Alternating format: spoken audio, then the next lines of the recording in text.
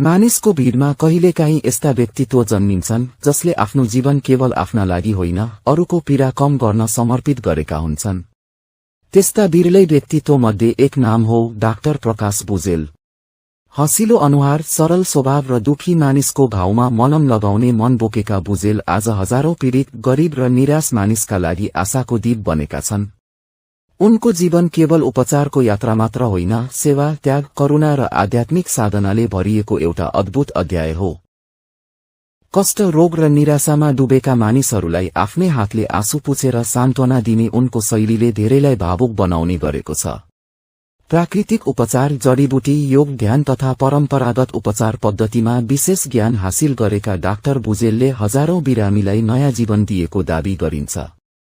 विशेष गरी मन्त्रज्ञान, झाँक्री विद्या तथा प्रकृतिमा आधारित उपचार मार्फत उनले नेपाल मात्र होइन, भारत, बंगलादेश, भुटान, चीन र तिब्बतसम्म आफ्नो परिचय स्थापित गरेका छन्। उनको उपचार पद्धतिप्रति विश्वास गर्नेहरूको संख्या दिन प्रतिदिन बढिरहेको देखिन्छ।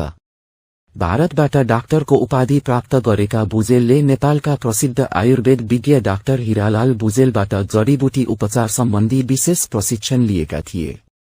त्यसपछि उनले विभिन्न देशमा पुगेर थप अध्ययन र अभ्यास गर्दै आफूलाई उपचार तथा आध्यात्मिक साधनाको क्षेत्रमा अझ निखार्दै लगे। नशा, थाइराइड, ग्यास्ट्रिक, सुगर, प्रेसर तथा महिला सम्बन्धी समस्यामा उनले विभिन्न उपचार सेवा प्रदान गर्दै आएका छन्। तर उनको महानता केवल उपचारमै सीमित छैन। उनले सयौं बेरोजगार युवालाई रोजगारी दिएका छन् भने आफ्नो कमाईको ठूलो हिस्सा गरिब, असहाय, अनाथ र सामाजिक संस्थाहरूको सेवामा खर्च गरेका छन्।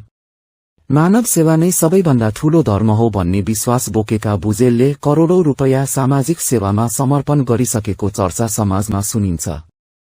उनको योगदानको सम्मान स्वरूप देश तथा विदेशका हजारौं संघ संस्था, धार्मिक संस्था, कलाकार, पत्रकार, समाजसेवी तथा सरकारी निकायहरूले सम्मान प्रदान गरिसकेका छन्।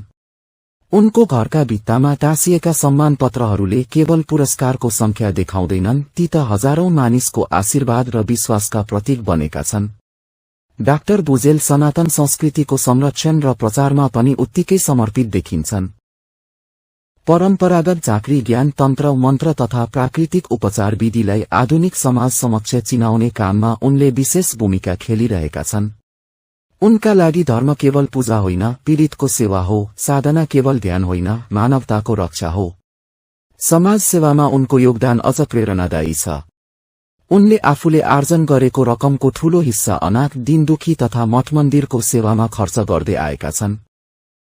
सिन्धुपाल्चोकको मेलम्ची नगरपालिका 9 मा